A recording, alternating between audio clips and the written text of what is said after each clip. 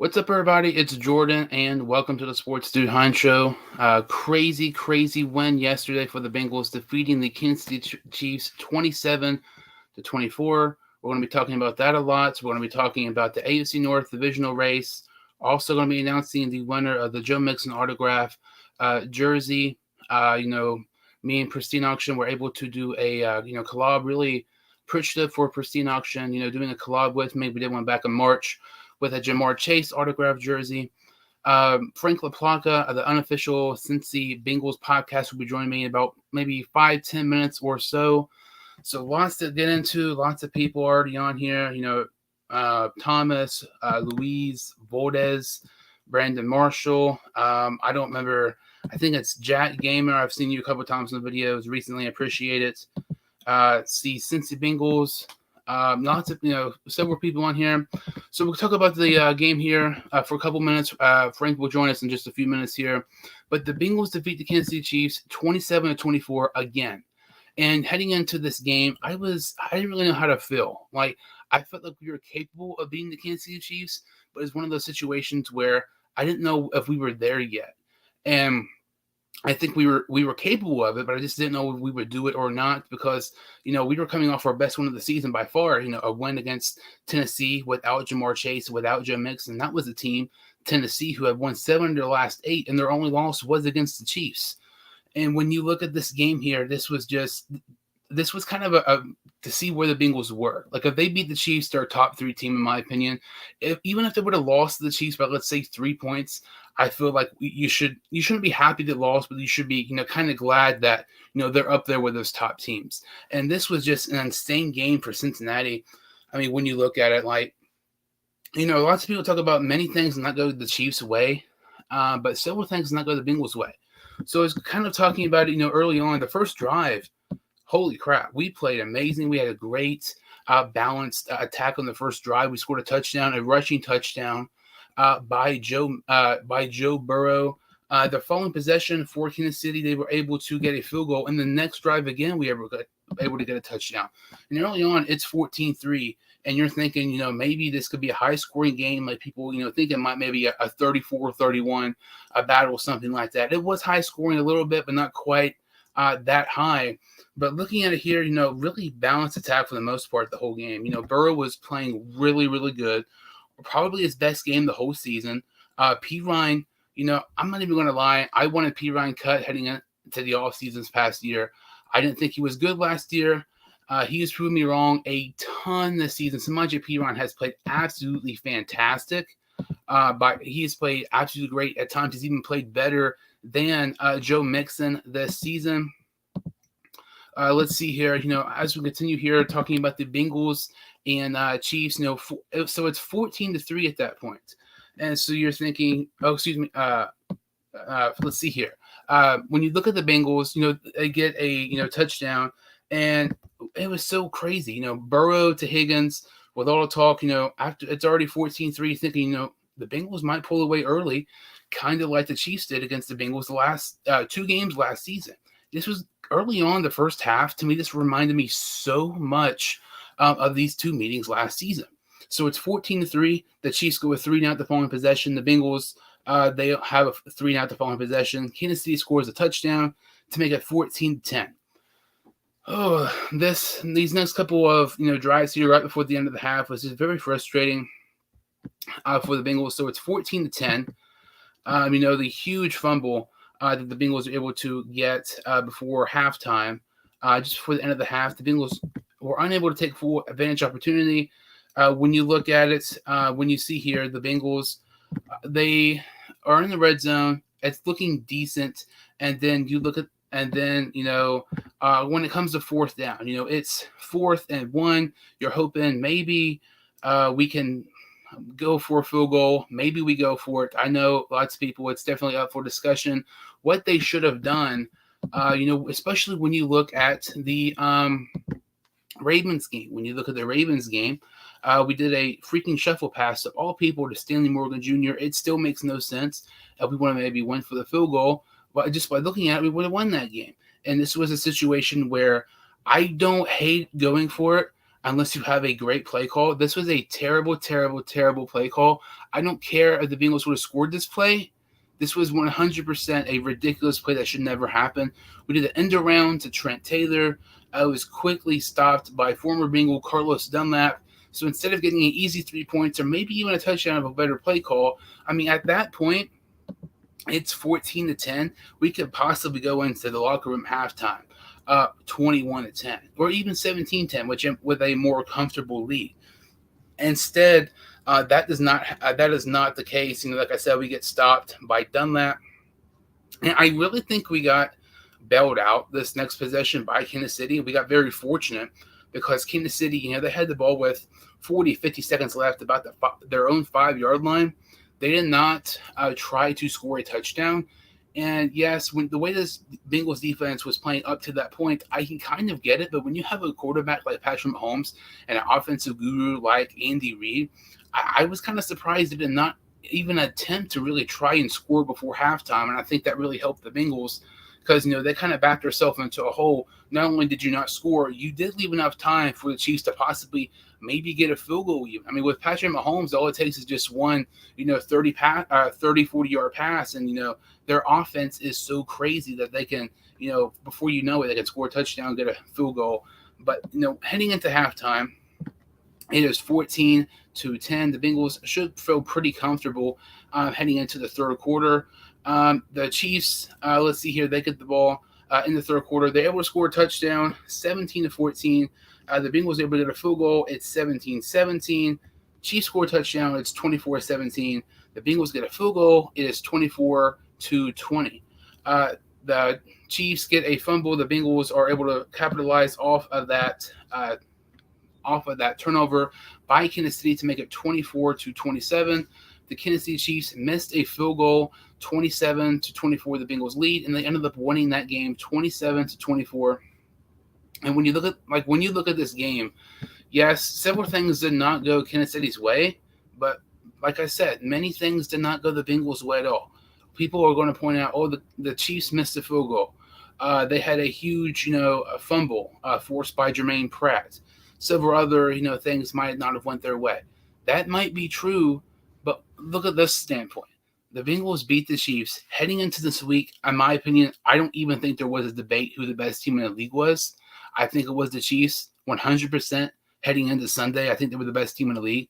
You beat the Chiefs 27-24. That's with Tyler Boyd with a huge uncharacteristic drop. I was absolutely shocked by that play. I mean, Tyler Boyd in the regular season last season, I don't believe he had any drops. It's so uncharacteristic of him. He hardly ever drops anything. A wide open touchdown would have been an easy touchdown there for Cincinnati. And when you look at Cincinnati, okay, if we get that field goal, instead of going for it on 4th and 1 with a end around to Trent Taylor, if we get that field goal, that's an extra 3 points. If we get it on 4th and 1, if we score a touchdown, that's an extra 7 points. So yes, the Chiefs did have a couple of situations where they were not very fortunate, but so did we. I mean, we're talking about up to 14 points extra for the Bengals. It could be a 41-24 victory over the Chiefs. Realistically, that would have been absolutely insane. And we're talking about 41-24. Then people are saying the Bengals the best team in the league. The Bengals won by 3, and people are still hyping up the Chiefs. I saw somebody post something earlier today from ESPN, and it had chances to go to percentage to go to the Super Bowl. I think we were 9. The Bills were 30-something, and the Chiefs were 40-something. I'm not saying after this win, we're 100% the best team in the league. But I do think after this win, I feel confident saying we're at least a top 5, maybe even top 3. I mean, I would say because, the Chiefs were the best team heading into Sunday. We played them so well. It is crazy. And when you look at this game, I just feel like Lou Anarumo, there is a 0% chance he comes back to Cincinnati next season. He has done such a great job for us when it comes to these huge, crucial games throughout, this season, last year in the playoffs. He was the defense coordinator able to kind of stop and kind of figure out Lamar Jackson. He's been the defense coordinator to kind of stop and really figure out Patrick Mahomes when you look at the stat sheet, Mahomes didn't do terrible, but Tony Romo, was announcing this game yesterday, and he absolutely loves Mahomes, and he was, going crazy about Mahomes. The first half, Mahomes did not do anything. Like we were able to shut him down. And yes, there was a kind of a play or two in the third quarter that we kind of let slip away. I know Valdez-Scantling had that 42-yard reception. That kind of hurt us there early in the third quarter, but we were able to kind of stop Mahomes as well. And when you look at this game, the AFC Championship game and the regular season game last season, Patrick Mahomes did not throw for 300 yards. I don't believe in any of those 3 games. That is insane. We're talking about the quarterback who he's breaking all sorts of records early on of his career. When you think of Mahomes, you think of passing yards, passing touchdowns. If I try to contain him, kind of shut him down, is great for the Cincinnati team. We're 8-4 heading in, this Sunday against Cleveland. But I'm just so impressed with this team right now. I really feel like, last week, Titans, I thought up to that point, that was by far our best one of the season. Nothing else even comes close. And now we're talking about, now this is the best one of the season. Like, this is very similar to the Bengals, kind of a playoff push towards last year. They got hot and streaky towards the end of the regular season. It's looking very much likely like this year, so far this season. When you look at this, game yesterday between the Chiefs and Bengals, Burrow was 25 of 31, 286 and 2 touchdowns. He played really, really good. He also had a rushing touchdown as well. Also about 50 rushing yards. I feel like Burrow is kind of an underrated runner. When you think of quarterbacks who are mobile, obviously Burrow is not going to be on the top of your list like a Kyler Murray or Jalen Hurts, Jackson, some of those people. But I think Burrow is one of the more underrated mobile quarterbacks in the league. 46 rushing yards for Burrow and a rushing touchdown. Like I said, P. Ryan is playing freaking phenomenal this year. I definitely did not think I was going to be saying that heading into the season. But he had another game where he had, over 100 total yards. He had 100 rushing yards, on Sunday against Kansas City. Us being able to contain Mahomes the way we did all 3 times and win, I would say with at very least a top 5 team. I 100% think we are at least a top 5 team right now, which is kind of weird and crazy because, 3 weeks ago, but heading in before our game into Pittsburgh, I was very, kind of concerned about us a little bit because, it's coming off our bye week. You look at, history and our track record with Zach Taylor and our coaching staff and really our team since Taylor took over. We were very bad after our byes. We were very, very poor record since Taylor's been our head coach after a bye. We beat Pittsburgh. We beat Tennessee, and then we beat the Chiefs.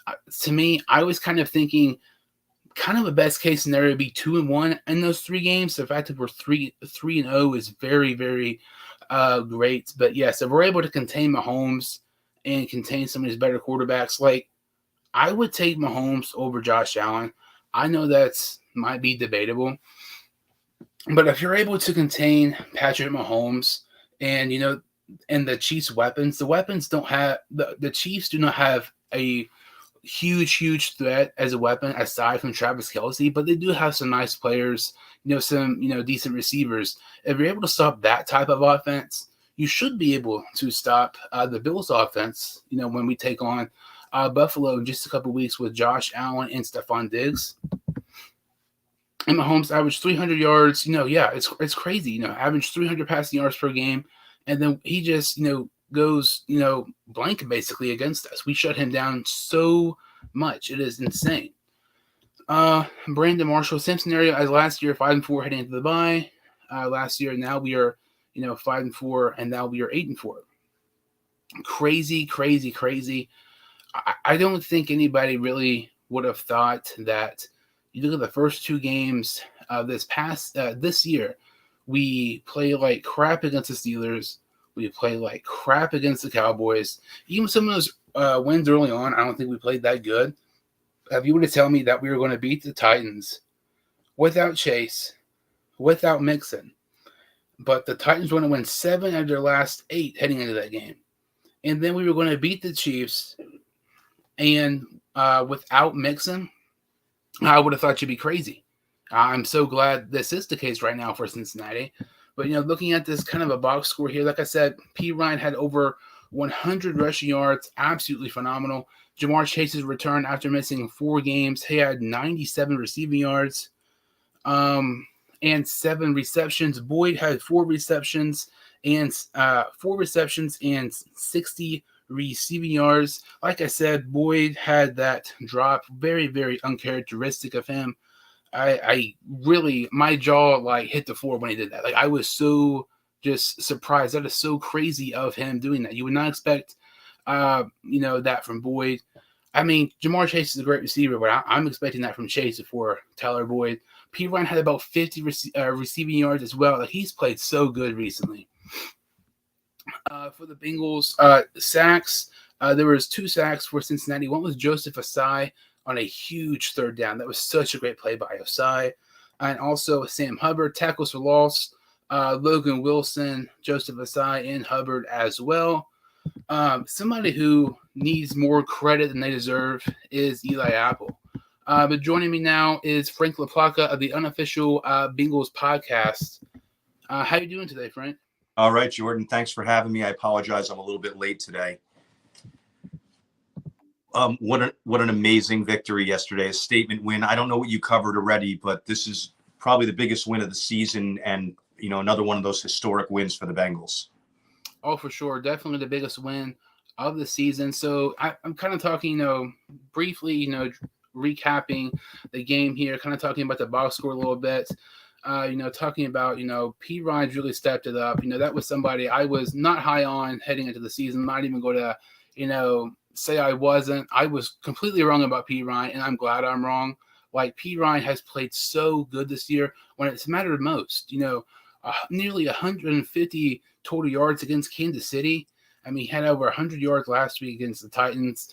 So glad they won. 8-4 now, tied with the Ravens in the AFC North, but the Ravens still have the divisional head-to-head over us. So, Frank, what were your kind of initial reactions and thoughts on this huge win against the Kansas City Chiefs yesterday?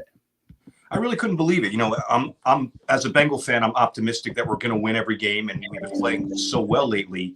It's just like I was like, the Chiefs are playing good this year too. It's hard to beat a team 2 times in a row, more or less 3 times in a row. So, I'm always going to say the Bengals are going to win the game. But in this case, I was worried in the back of my mind. And just to see how we came out of the gate, it was like, even though they caught us later in the game, just going up like 14-3, I was like, we're not losing this game. And you could see it. We're just a matchup problem for those guys. And they have great coaching with Coach Reed and Spagnuolo and Bieniemy, all those guys. And those guys make great adjustments and scheme up great game plans. And for whatever reason, we equal that with our coaching and the performances of our players. And like in this game against Kansas City, winning 27-24, I was kind of mentioning it before you joined on here. If you were to tell me that after the first 2 games we're going to beat the Titans, who won 7 in their last 8, without Chase and Mixon, we're going to beat the Chiefs without Mixon, and P. Ryan's going to have 150 yards. Like, that's just, you would not expect that at all. And that's the crazy thing about this team. Like, this is so much like last season, to the point it is so weird. But I feel much, much, much more comfortable now this year compared to last year. Because last year we were like, I hope we can get the playoffs. Like, kind of, we can win the division. Like, that's so cool. Like, a team who has been very bad for several years, we just win the division. Maybe we can win a playoff game. And, playoff game wins to another one, and another one. Next thing you know, we're in a Super Bowl. But now with a year under our belt, these players are much more experienced. Last year, all that happened last year when Jamar Chase was a rookie. He has a whole year under his belt. Some of these other guys have much more playing time and experience now. I mean, that was in Burrow's first full season as a starter, and now we're sitting here, a much more experienced team. We've already been through this once last season. I think we're capable of making a run to where you do not want to play us. And it's kind of looking at the past couple of weeks. I don't think any team in the NFL wants to play us right now. You'd be stupid to want to play the Bengals right now. We are looking the past couple of weeks like the best team in the league. I'm not saying we are the best team, but the past 2 weeks, put this team against anybody in the league, and I'm taking the Bengals 100%. The fact that we're able to beat 2 very, very not good opponents, great opponents, especially this Chiefs team. heading into the season, I thought there was no possible way we would win this game.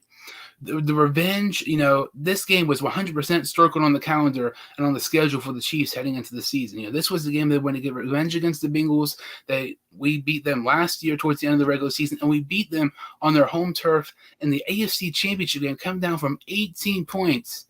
And you think, they're going to come out, they're going to play great. Mahomes is finally going to go off against Kansas City, and that was not the case at all. And the fact that the Bengals still played up to the Chiefs, like, it's so crazy. This Chiefs team, I thought for sure they were going to win this game heading into the season, and we still find a way to win despite Mixon being out, despite even some things not going our way. I was kind of talking earlier how people were talking, the Chiefs had a fumble, or, this play, the Chiefs got unlucky certain times. Basically excuses, just like we heard in the AFC Championship game, in the regular season game. But when you look at, on Sunday, the Bengals won, but let's be honest, there were still several things that did not go their way. Burrow did play great, but there was a huge, just an uncharacteristic drop by Tyler Boyd. That's the extra 7 points. If we kick the field goal instead of, going for it with a terrible play call, that's an extra 3. Or if we do get it, maybe that's an extra 7. Next thing you know, we're looking at a 41-27 Bengals victory over Kansas City. This is, I don't want to overreact, but this is one of the more impressive victories in recent memory in the regular season. The only one is up there with it is the win against the Chiefs from last season. Yeah, and as we know, if you get hot at the right time, you get a chance to make a run, and that's exactly what we did last year. And you bring up a good point. This year is a little bit similar to last year, only we're a little more confident this year because last year was the roadmap that we can do this. We can work our way through this gauntlet of AFC teams, go on the road when necessary, and get these wins in these big games. And I agree, no one wants to play us right now. And if you think about the season, it took a couple games for the offensive line to gel. And I've been very critical of them, and they gelled over the last few weeks. And if it continues like this and we run the ball like this, we're going to be unstoppable. But if you go back to our losses, even with Joe Burrow recovering from an appendix and the offensive line being confused those first few weeks, the Steelers game was a snap away from winning that one.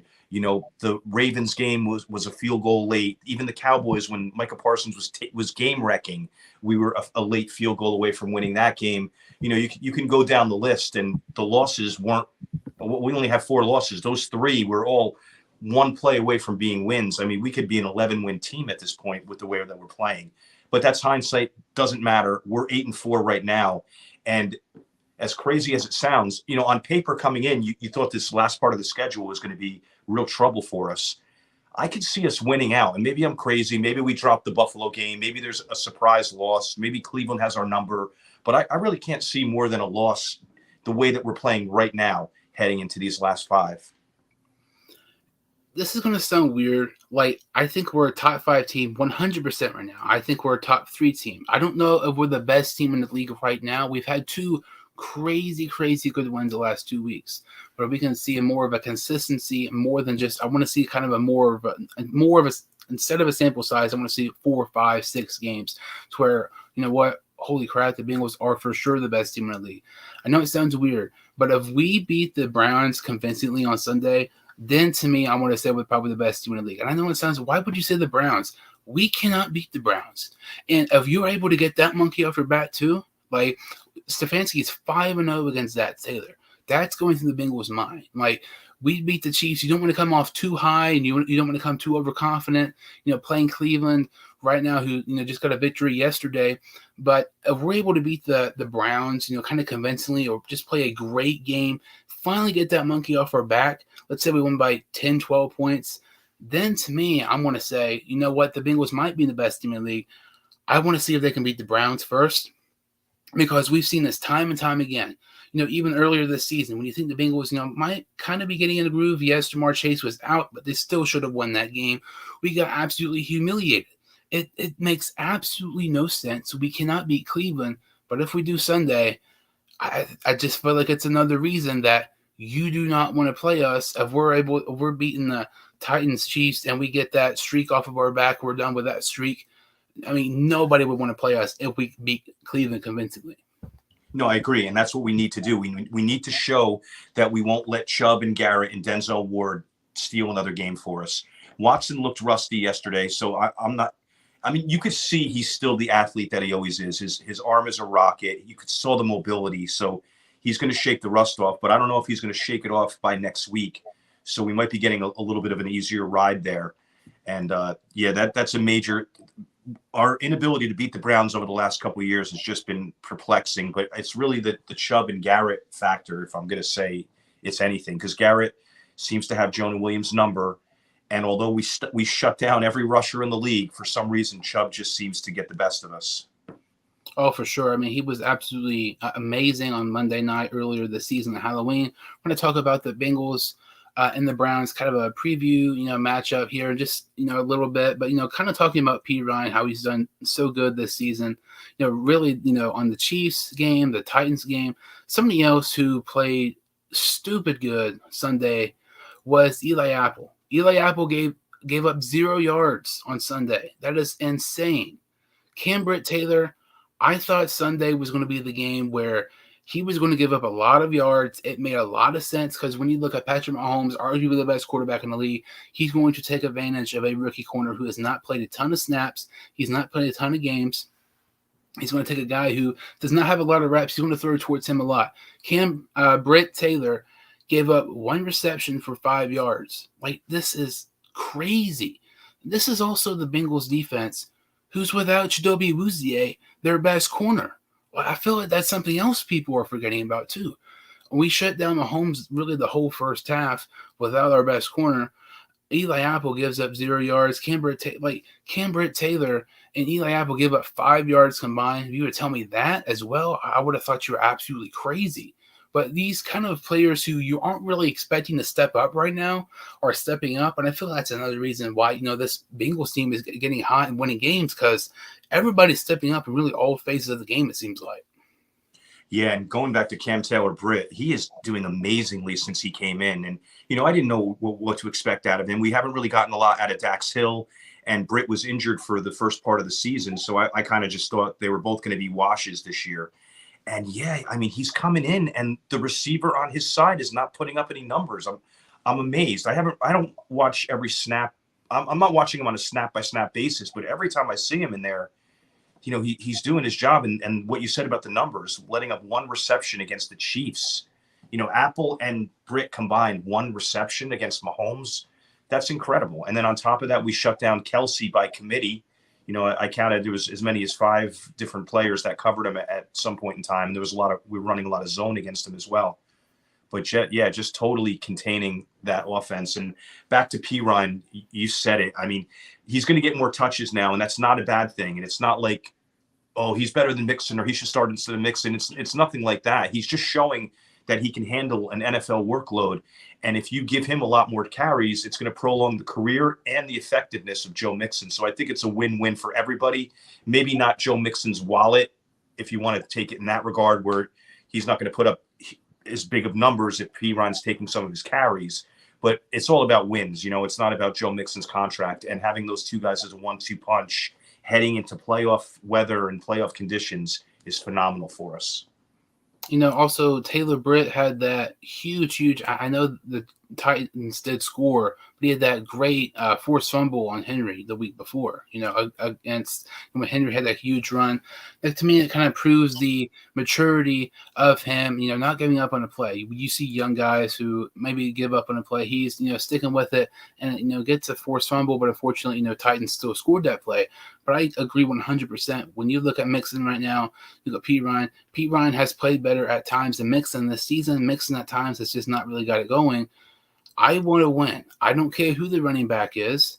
I just, as long as there's a win by the Bengals and that's in the win column, that's all fine with me. And the way P. Ryan has played, the way Mixon has played as of late, up until he's got injured, he's playing better. If you have both these running backs in the backfield, it's going to be hard to stop. When you have a top 5 quarterback, the best trio wide receivers in the league, this offensive line is not nearly as bad as people think. And it's ridiculous that people still have this, talk about how bad this offensive line is. I mean, Burrow was sacked, I think, once, yesterday, and that was, towards the end of the game. But when you have a backup running back who is, playing better than a playing better than heading into the season, a top 10 running back in Mixon. That proves he's got to be great. Even guys like Chris Evans. Chris Evans hasn't played hardly any snaps the past couple weeks. He gets a receiving touchdown yesterday. Look at Travion Williams doing a Titans game, 3 touches for 42 yards. Everybody is stepping up. And I feel like that's what's great about this team, that, okay, this guy's down, this guy can step up. When Mixon's down, P. Ryan can step up. When, let's say Higgins isn't really having a great game, Boyd can step up, or Hurst. And this, I feel, I don't want to get ahead of myself, but this team reminds me so much of last season. I don't want to get my hopes up, because last year, at the end of the year, sucked, but there's lots of similarities between this year and last year. Yeah, 100%. And there are so many weapons, and we are loaded at the running back position. Even Travion and Chris Evans, they don't get a lot of touches, but they've been very productive when they have.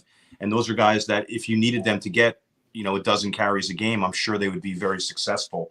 And when you go on to the wide receiver group, we have a tandem of 3 that's better than any other tandem in the league. And the guys that are backing up are effective too. Trenton Irwin's playing great. Morgan's more of a special teams guy, but, he's contributing to that room as well. Trent Taylor's dangerous when you put him in the right situation too. So, with the Bengals win against the Chiefs yesterday, the Ravens barely squeaked by the Broncos. I could go in a whole rant. It seems like every single time I talk about the Ravens, I rant about how overrated they are. I'm going to try not to do that, because, yes, I'm obsessed with, talking about how overrated they are. I might be a hater, but with that hate, there is some truth. They are so overrated. 8-4, the Bengals and the Ravens. Looking at the Bengals and the Ravens right now, you look at the Ravens to close out the season. They play at Pittsburgh, at Cleveland, against the Falcons, against Pittsburgh, at home, at Cincinnati. You look at the Bengals' final games against Cleveland, at Tampa Bay, at New England, Buffalo, and Baltimore. If you were to tell me 3 weeks ago the Bengals would be, after 12 games, going to be tied with the Ravens 8-4 and have an actual decent chance of winning the division, I would have kind of thought you'd be crazy, because even though the Ravens are not nearly as good as people think, 3 weeks ago, heading into that Steelers game, the Bengals had by far the hardest schedule in the league. It's not biased, it's facts, look it up. And the Ravens had by far the easiest schedule in the NFL. And the fact that the Ravens are now slipping and the Bengals are now it looks like the hot streak, looks like the best team in the league right now, all signs are kind of pointing kind of a similar situation again like last year, where the Ravens just kind of, downfall, the Bengals, skyrocket. But when you look at this race right now between the Bengals and the Ravens, do you think the Bengals will win the division in the AFC North confidently, or do you think it'll maybe come down to the final week, or do you think the Ravens still might win the division in the AFC North? I'll tell you, I was watching that Ravens game, and they got so lucky at the end. It really was a game they should not have won. There was a couple errors by Denver down the stretch that kind of let them back in the game, and you kind of felt it coming. You kind of just felt like they're going to pull this game out, and they have no business pulling it out. But when you think about it, they barely got by Denver, and then we, beat Kansas City with some authority. I know the score was close, but we slapped KC around pretty much again in this game.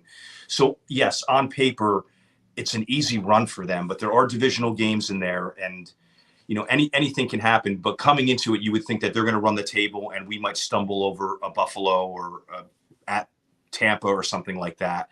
But the way we're playing and the way they're playing, they could easily drop a game or two in there. And that's all we need. And even when I was watching the Ravens yesterday, I was like, I cannot wait to play these guys again, because they shouldn't even beat us earlier in the season. And now it just feels like they couldn't even be on the same field as us, with or without Lamar.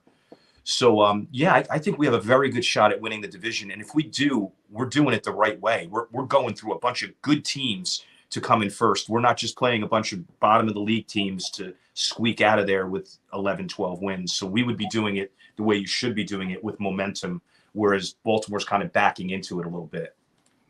Jack Gamer, the big loss for the Ravens was when, yet again, they rely on Tucker to bail them out. Yes, I mean, how many times have we said it the past year and a half or so? Tucker bails them out so much for Baltimore. You look at the Ravens, you look at Cincinnati. I'm already kind of tired of even seeing the excuses on Twitter. Oh, if the Bengals win the division, it's because Lamar Jackson gets hurt. That's a bunch of crap. Like, Lamar Jackson Like, where's this MVP talk? Where's this, supposedly, top 5, top 7 quarterback that everybody talks about? Like, if he's so good, why are the Ravens not better than what they are? Yes, they're 8-4, but they're not winning convincingly. Like, I mean, they beat the Baltimore by 1 yesterday. I know we got hurt. They beat the Panthers 13-3. I mean, how many different quarterbacks has the Panthers had? I mean, the Panthers change quarterbacks like people change underwear. It's every single day. Like, it's crazy. I mean, they just cut. They're going to be ending up cutting Mayfield today. Like, this is the team though, in a complete rebuild, and they almost beat this Ravens team who is 8-4. Looking at the Bengals and Ravens, I think the Bengals will 100% win the AFC North, which is something I did not think was going to happen just a couple weeks ago, heading into that Steelers game, because that was coming off of our bye. Look at our record since Taylor. We have a historically bad time playing after our byes, but we are 3-0 after our bye. And Baltimore, even if Lamar Jackson plays, which I don't know how long he's going to be out, at Pittsburgh, yes, Pittsburgh's record is bad. Playing at Pittsburgh is not easy, whether they're good or bad. Like, look, I mean, we lost to them. It's not an easy thing to do. I know it was in Cincinnati, but still, at Cleveland, you look at Cleveland and Pittsburgh. Both of those teams have played Baltimore very, very close these past couple of years. Atlanta, I think the Ravens probably would win that game, but Atlanta's at times they look like they're capable of getting an upset win. Pittsburgh again, and then Cincinnati. So, possibly and realistically, the Ravens could also have 3 divisional losses by the time they play Cincinnati. If we don't lose to the Browns, both these teams would have possibly, depending how the Ravens play out, 3 AFC North losses. Be interesting with that. But for Cincinnati, if we win against Cleveland on Sunday, I 100% think we're going to win the division. You get that monkey off your back against Cleveland. I know I already talked about it. That's kind of like the stress reliever. We get that out of the way, it's fine. Losing to Tampa Bay, losing to New England and the Bills, yeah, that would suck. But losing to the Browns is going to hurt us even more when it comes to like possible, divisional records and stuff like that. But yeah. I just really think as of right now, you do not want to play us, this team. Cleveland, Tampa Bay, they have sucked this year. New England, you don't really know what they are. Buffalo, they've kind of struggled as of late. In Baltimore, even if Jackson's healthy, I think we beat Baltimore. I think we beat New England. I think we beat Tampa Bay. I think we're playing right now. I think we'll beat Cleveland. Buffalo, I still think that's a toss-up, but it should be a great game. But it should be a very, very interesting, race in the AFC North right now. But with like I said, with the Ravens and the Bengals both 8-4. So kind of looking at the Bengals and the Ravens, throughout the AFC North in these games throughout these next couple of weeks. When you look at the Bengals and Browns matchup on Sunday, this is kind of a weird question. I know Watson's going to start, but would you rather face Watson or Jacoby Brissett? I would rather face Jacoby Brissett. I mean, even though Watson's rusty, he's still a much more superior talent, and we just don't know when and how the light is going to come on for him.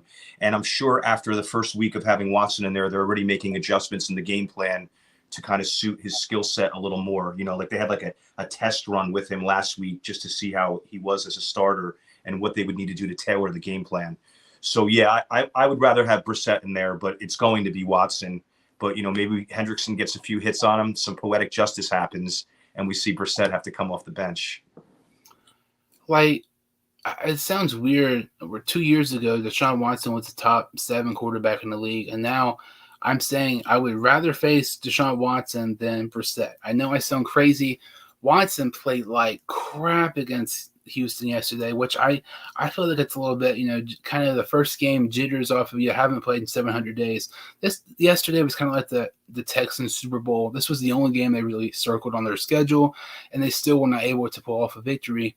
But I think it's going to take at least a couple weeks for Watson to kind of get back to him, used for himself, new system, new team, new players and everything like that. But if you're playing Watson, you have that.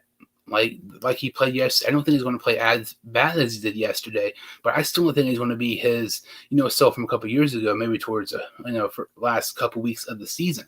As opposed to Jacoby Brissett, he already played against us pretty good on Monday night. Jacoby Brissett is not going to wow you with his arm or mobility compared to Watson.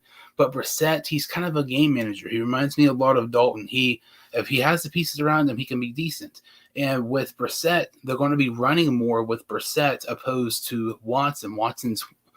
The Browns are more open to Watson throwing compared to Brissett. They feel more comfortable because obviously Watson is a far more better passer than Brissett. You have Brissett starting, you're going to see that run game more with Nick Chubb and Kareem Hunt, which already torched us on Monday nights. But I would rather face Watson, as crazy as it sounds. But I know Watson's going to start, but I feel like that's just kind of an interesting kind of conversation. See what your take on that was. Yeah, and Brissett can be effective in small doses without a doubt. And honestly, I guess kind of equal right now with the talent level of Watson, but the rustiness, it kind of puts them basically as similar threats to us. But yeah, I'm hoping that we go in there, sack him a bunch of times. He makes a few dumb interceptions. He made a really bad one in the end zone this last week. So looking for some more Deshaun Watson misery, to tell you the truth. Like, I wouldn't be upset if we see a Von Bell hit on Watson like we saw with Juju Smith.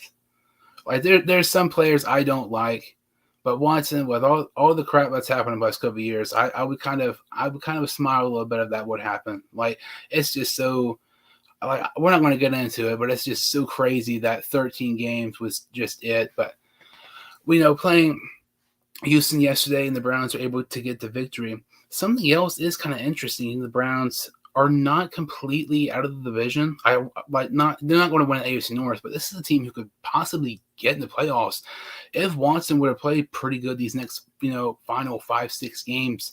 They play us, which, like I said, Stefanski's 5-0. They play Baltimore, who might not have Lamar Jackson, but even if they did, I think this Browns team can beat Baltimore. That's a couple more wins. We're looking at the Browns all of a sudden. Maybe they can get to a wild card spot. And I don't know. This AFC North race right now is just so crazy because there's so many teams who you kind of thought would be better than they were. There's a couple of teams who are just kind of but I don't know. It's very interesting when you see this team like the Bengals, who are 8-4 and they're playing so great, but they're not. They're a wild card spot. And then you look at teams like the Chargers, who are 6-6, like teams who you kind of thought would be great, or some of them are good, but some of them aren't really exceeding expectations. And there's a couple of just toss-up teams in there. I feel like overall this NFL season has just been kind of one of the crazier ones in recent memory. Yeah, it is very confusing. We all thought the Chargers were going to be better. We thought that whole division was going to be a great division, and we thought the NFC East was going to be bad. And you never know what's going to happen going into the season. But yeah, I think the optimistic Cleveland Browns fans, if it were us and we had 5 games left and we were welcoming back Joe Burrow from an injury, just assume like that's what they're doing with Deshaun Watson. The really optimistic Browns fan is thinking we're going to win out. We're going to win out. We're going to go 10-7 and we're going to get in the playoffs. And that's not out of the realm of possibility. They do have a good roster, not a crazy hard schedule, but I can see the Browns fans feeling that way, but truthfully, it's not going to happen. They're not going to win 5 straight. So, like with the Ravens right now, obviously they are first in the AFC North because we went the tiebreaker in the AFC North, better record than us right now. This is going to sound crazy, kind of going back to this Ravens, AFC North divisional race. If I'm the Bengals, obviously you want to win the AFC North, but if you're a wild card, if the Bengals are a wild card, but if they play the Ravens in Baltimore, I would rather have the Bengals be a wild card team and play Baltimore than play in Cincinnati. I don't care who they play against. Like, I'm to the point I'm that confident if we can face this Baltimore team in the playoffs. If we're a wild card team going into Baltimore, to me that's an easy one. Yes, if you're in Cincinnati, we have home field advantage. That's great. But if you have a team like the Miami or the Chargers, who their records are good, they're not great, but they are definitely capable of getting an upset victory. Even going back to Thursday Night Football, if Tua doesn't get hurt, you don't know. If Miami ends up winning that game, Tua just had his first loss this season, as start to finish, lost this season yesterday against the 49ers. But if I'm the Bengals, if we're a wild card team, but if we face Baltimore, I'd be happy because I really feel like that's a win. That's a guaranteed win for us. Yeah, I think going into Baltimore with that squad and our squad, that is a win. I just don't want to go in as a wild card and have to go to Baltimore, then go to KC, then have to go to Buffalo. No matter how good or how hot we are, that's tough to have to go on the road week after week against really good playoff teams. But I mean, we've shown we can ride with any of these teams and beat any of these teams. So I guess we're just going to have to see what happens. But I'd like to get a home game in the playoffs. That would help us a little bit. So when you look at right now for the Bengals, 8-4 in the wild card, hopefully we'll win the division. Who do you think the biggest threat to the Bengals, maybe in the AFC or maybe just the whole NFL in general right now is? I'm going to say it's Buffalo, but I don't know what's going on with Josh Allen's elbow. I think it's worse than everyone thinks, and you can see a decline in his play since that happened. I mean, he's still slinging the ball 40, 50 yards downfield, but he just seems a little bit off of that MVP candidate caliber that he was early in the year. So I guess that's the team that scares me the most because we talked about it. All the other teams in the AFC, we've beaten all the other playoff teams, including the Chiefs. So the Bills are like the only mystery. And yeah, you know what? You're right. I would almost rather go to Baltimore round one in the playoffs than host the Browns at Paycor Stadium. So I do hear you. There's certain circumstances where you almost would rather be on the road. But yeah, I would say that the Bills and, believe it or not, the Browns are the two biggest threats because we haven't shown we can beat the Browns yet, and the Bills are everyone's favorite still. I like that Browns one because people wouldn't really expect the Browns. You know, let's say like these top media analysts from NFL Network, ESPN, the Chiefs or the Bills. You know, the Browns. I feel like they have to be on the list because we just can't beat them. Once we beat them, they're off the list. That's done. It's away with. But Buffalo, that's another team. Like they early on they look stupid good. Like they look like the best team in the league. Allen's not playing as good. Von Miller is now injured. Like if you can kind of contain Stephon Diggs, the odds of you winning are much more likely. Like you said, with Allen's, he's kind of injured right now. But I'm probably going to say Buffalo because I don't want to play Buffalo if Allen is healthy. I don't want to play Kansas City because I know the fourth time we'll be playing, they're going to be even more ticked off. And the odds of us beating Kansas City for a fourth time in a row, let's be honest, that's going to be pretty hard to do. But when you look at the Bills, I do not want to play in Buffalo. And you hear that, like, living in Ohio, oh, you live in Ohio, you must get snow all the time. No, there's no snow around here. You look at snow, cold weather. Despite playing in Ohio, playing in snow and cold weather is something that Jamar Chase, Burrow, none of these Bengal players really have much of experience of. Yes, they played in a cold weather, kind of a rainy, sleety game, whatever you want to call it, in the playoff game against the Raiders. But, at that game, take that away, that's really about it. God, how many feet of snow did Buffalo have a couple weeks ago? Obviously, they're not going to play in that type of weather, but they're capable of getting some heavy, heavy snow in Buffalo. And I don't know, like that's something I feel like can come in a factor. For instance, look at the Packers. When the Packers play in Florida, their record is historically bad because it comes to the humidity and the weather and degrees and temperature. They're used to playing in colder weather. So if you have a team like the Bengals, they're not used to playing super hot weather. But if you play in like super, super cold Buffalo, I feel like that can kind of change kind of the outcome of a game. But I feel like that's something to look at too. Like you don't want to play Buffalo at all, but if you play them in Buffalo, to me, that's where it kind of gets concerning. Yeah, and that's one of the few home field weather advantages left in the NFL. You're right. Buffalo seems to be the coldest city. Green Bay is very similar too, but Minnesota, they're indoor. Detroit, they're indoor. So, yeah, that's a wrinkle that I didn't think about. You might have to go there and play in conditions that you're not used to. And you think about it, Joe Burrow playing for the last couple of years at LSU, Jamar Chase, Higgins was an SEC guy. So you're right. A lot of our guys, a lot of our star players aren't used to playing in those elements. And when you look at it, I feel like a weather element like rain or snow can dictate a game far more than a good place to play, like a stadium that you're undefeated in, or a loud place. I feel like a weather or snow can dictate it much more than the fans, the atmosphere, and everything like that. But no, Browns, Bengals on Sunday. What are your kind of keys to the game for Cincinnati? Kind of predictions, stuff like that. Who do you have winning the game? Score prediction. Well, I had the Cincinnati Bengals winning 24-16. I just think that they're going to score more field goals than they score touchdowns because our defense is going to be explosive. And the keys to stopping the game, I think you sell out to stop Chubb and you let Watson try to beat you with his arm, which he's capable of doing if he's on, but we'll take our chances. You got to do the Belichick approach. You can't stop them everywhere. So let's stop the most dangerous weapon against us, which has been Chubb. And of course, the change of pace Hunt, they kind of go hand in hand. And then defensively, it's really stop Myles Garrett. They have a lot of great defenders. Yes, Denzel Ward can hurt you. Clowney can hurt you. Clowney might play dirty on Burrow like he has been. But really, it's find a way to help Jonah Williams against Myles Garrett, because no matter how well Jonah's been playing the last few weeks, I still don't think he's a match for Garrett, and I don't think he can do it alone. So you're going to have to just figure out rolling away from Garrett, quick passing, the usual things there. But one-on-one Jonah on an island out there against him is not going to work, nor is a light box on defense going to work against Chubb. So those are the two elements. Contain Garrett, stop Chubb. There's the keys to winning this game. Like, those were the two things that really hurt them against, on Monday night. Garrett went off, Chubb went off, and I mean, if those don't happen, I mean, we got killed. But that obviously would have been a much, much closer game on Halloween night. But when you look at this offensive line, we kind of already mentioned this offensive line the past month has been so much better when it comes to allowing less pressures, allowing less sacks. This is going to be the game where I think it goes up a lot. And it's not really the offensive line as a whole. I just think it's going to be Williams. Like you said, Williams struggles so much against elite talent.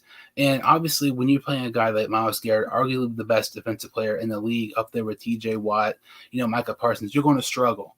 But when you look at Jonah Williams, a guy who has not really had any good games much against these top guys, there's not much to look forward to him. It's probably going to happen that Gary's going to have at least a sack or two. Stopping the run for Cincinnati, like you said, is so crucial. Chubb, it seems like every game he's having 100 yards and a touchdown or two against us. But on Monday night, on Halloween, we did not have Reader. And I feel like the return of Reader is going to help us so much. I really feel like he's one of the more underrated defensive players in the whole league, honestly. He does so good in stopping the run on defense. And when you get him back, obviously we already saw, the significance of him returning when we held Derrick Henry to just 2.2 rushing yards. Like, that is insane. If it wasn't for that 9-yard carry, he would have had less than 2 yards per carry, which is insane for, many people consider the best running back in the league. But I hope this is the one we finally win. And this is something like you wouldn't think you had to say 4 or 5 years ago, that hopefully we can end the losing streak against the Browns at 5. But at the same time, we've won 3 straight against Kansas City. It makes absolutely no sense. I'm going to say 21-17. This is a game where I don't think the offense is maybe going to get as going like it has past couple weeks. Because when you go back and watch some of these games against Cleveland, they stop us. And we can't stop them. It makes zero sense. It was 41-19, something like that on back in October. And then, not including the season finale, when we played them, in the final week when most players were hurt, I think it was also like a 17-40 game, something like that. Like, they haven't just beat us. They've absolutely humiliated us these past couple times. And hopefully we finally get the revenge. 21-17.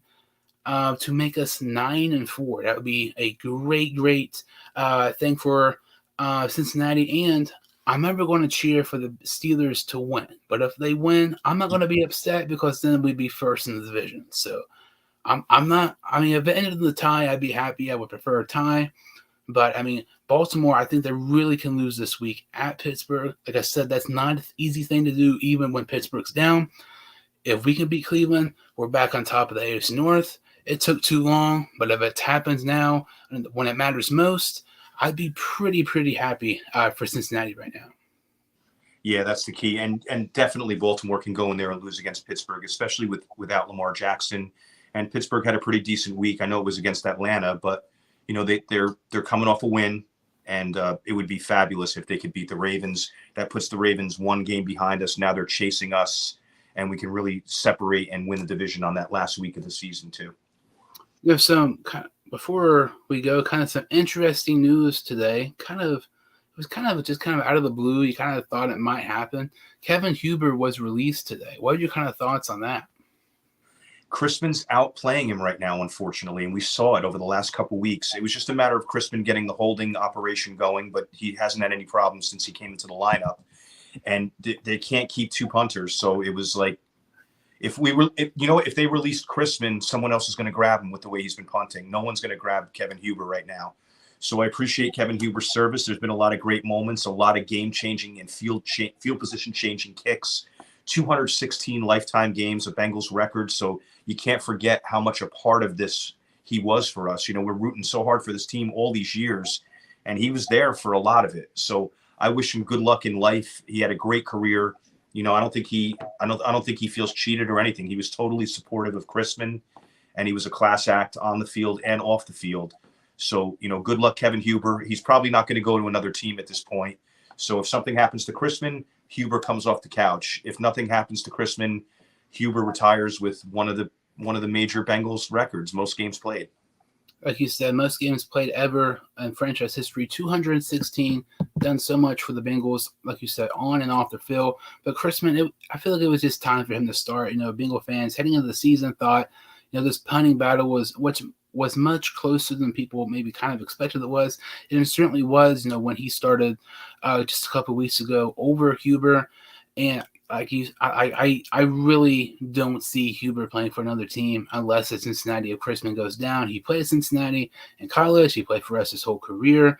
I mean, when you look at Huber, like when you start looking at this new young fan base of Cincinnati, there's a decent amount of these little kids who are fans of the Bengals.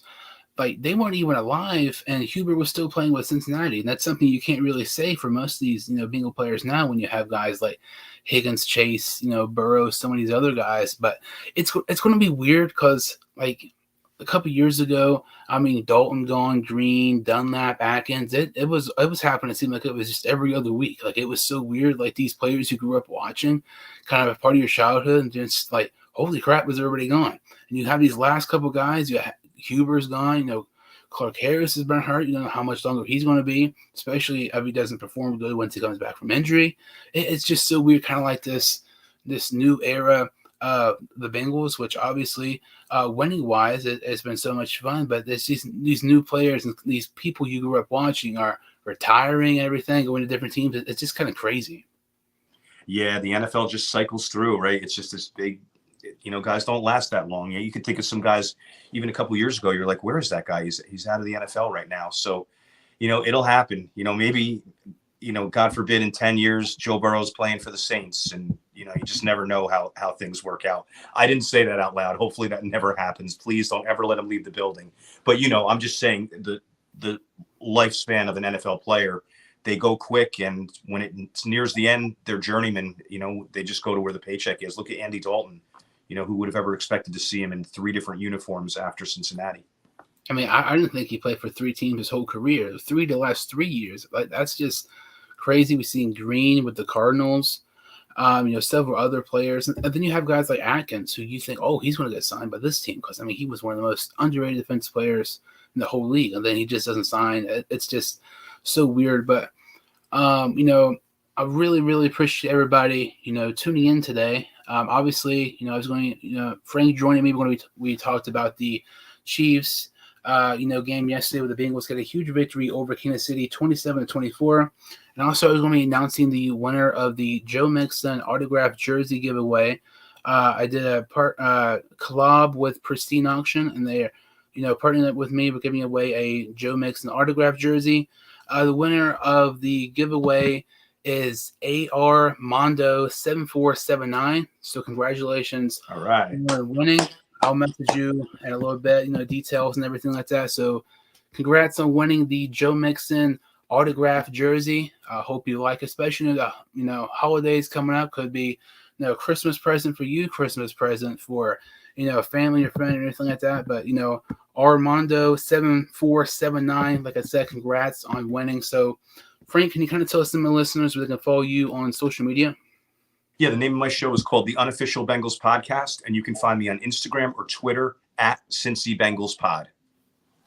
Yeah, definitely check out Frank. I'll put the links in the description so you can check out his podcast and check him out on Twitter, Instagram as well. But like I said, if you're new to the channel or if you've seen my videos before, if you could like this video, I would appreciate it. If you could subscribe to my channel, I would really, really appreciate it. Obviously, you can follow me at Sports Studio Heinz Show on Instagram and Twitter as well. But thank you all so much for watching, and I'll see you all next time on the Sports Studio Heinz Show.